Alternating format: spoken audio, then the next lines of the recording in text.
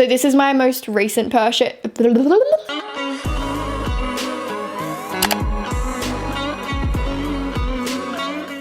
So for today's video, I thought that I would do something a little bit different. Today I thought that I would share with you all my entire poetry book collection. I don't normally read and I don't really have any other books other than these ones, and I just love them so much. So I thought that I would film a video sharing with you all of my favorite authors, my favorite books, and the ones that I have read so far. So if you do like this video and you would like to see more similar to this one, then definitely make sure to give this video a thumbs up and let me know in a comment down below. So with all of that being said, I hope you enjoy, and if you would like to learn about a couple of my favorite authors as well as my favorite poetry books, then just keep on watching. So I'm going to start off by sharing with you the very first poetry book that I ever got, which is Milk and Honey by rh.sin, I think is how you say your name. Please don't quote me on that one, and I'm so sorry if I pronounced it wrong. But rh is one of my favorite poetry authors. I think her books are so incredibly easy to read because there's really not much on the pages at all, and I just love her writing style. I love how much of a feminist she is. I love how relatable a lot of her work is as well. I'm so obsessed with her, even down to the artwork on the front and back covers. I just love her and everything about her so much. I think I got this book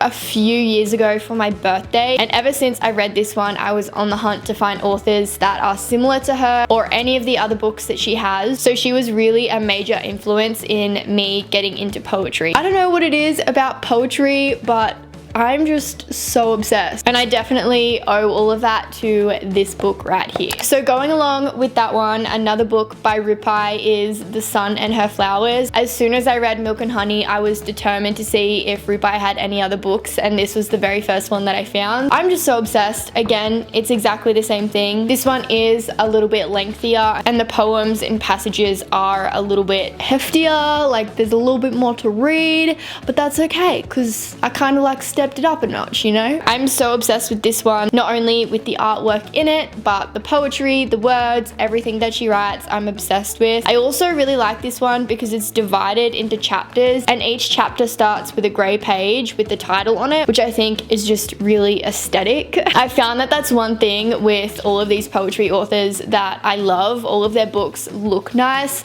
not only on the outside, but on the inside as well. And that's something that I personally love. There's something about a good aesthetic poetry book.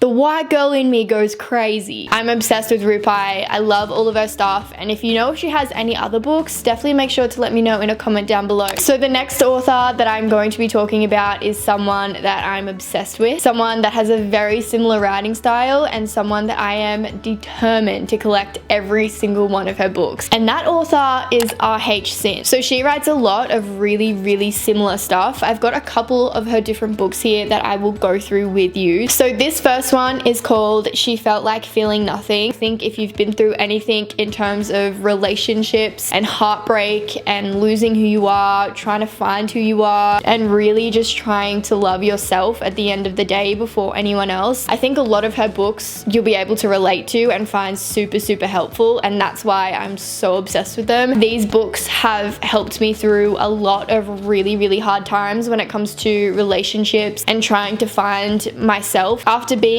around the wrong people and toxicity. I know I'm rambling a lot, but I also cannot stress to you how much I love rh.sin. I think I love her stuff a little bit more than rh's, but they're also very similar in the way that they write. If you have been through a really tough breakup or anything to do with a significant other, it doesn't even have to be like romantically. Maybe you had a falling out with a friend and you're no longer friends with that person anymore, or even family members. I feel like this book will help you out a lot. So moving on, the next one that I'm going to talk about is again by rh.sin, and this one is called I Hope This Reaches Her in Time. So this one, as you can see, is a lot thinner.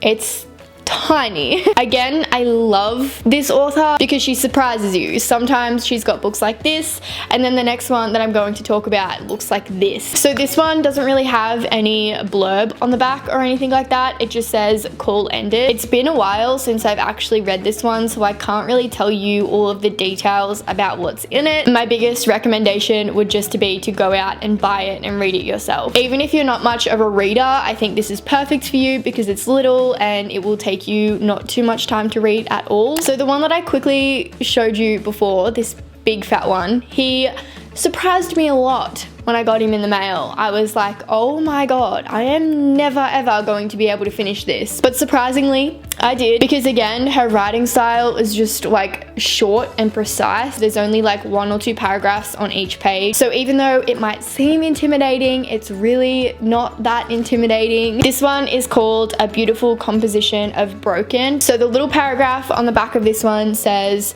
"It's crazy how sometimes you have to be destroyed to be made anew.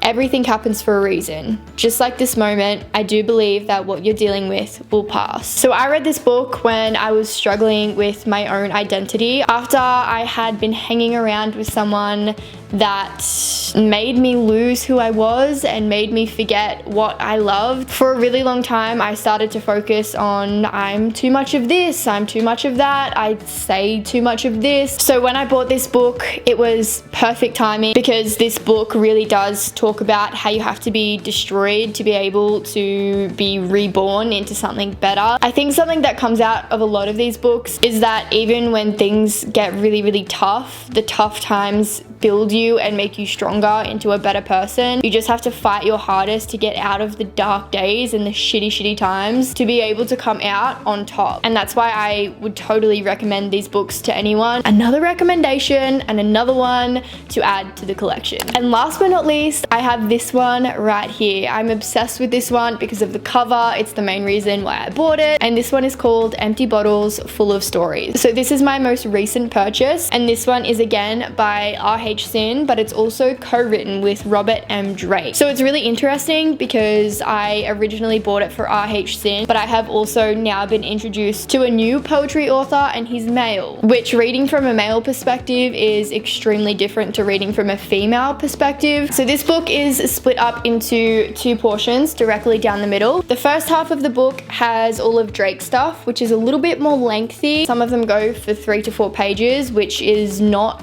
typically what I'm used to. I also have a very short attention span, so I think that's why I don't really tend to read normal books, because I just like, my train of thought, it just spirals off elsewhere. But I recently just finished all of his side, and I do really like it. He talks a lot about the world as a whole, as well as politics, people and their opinions on him, fame and fortune and stuff like that. So it is really interesting to see that side of everything. But now I am up to Sin's side, and I haven't even started it yet. So I got halfway the other day and I was like, right, I'm gonna stop here, and next time I pick it up, I will be able to start at Sin's side. Honestly, I'm just buying all of rh.sin's books until I have every single one. So I'm just really happy that I got to add this one to my collection. So that is every single poetry book that I own at the moment. I am really proud of myself to actually have a book collection. Like, that is very much not like me at all. If you're wondering where I got any of these books from, I purchased all of them off Amazon. Amazon has almost every single one of them, and they're also a reliable source too. I will try and find the links to a couple of the ones that I've already purchased and link them down below, just to make it easier for you so that you can click and buy. So with all that being said, I hope you guys enjoyed this video. Let me know in a comment down below if you would like to see more content like this. I know it's a little bit different from my channel, but it's also something that I personally really love. So definitely let me know, and don't forget to give this video a thumbs up if you did enjoy it. Subscribe down below if you haven't already. And other than that, I love you all so much, and I will see you all very soon. Goodbye.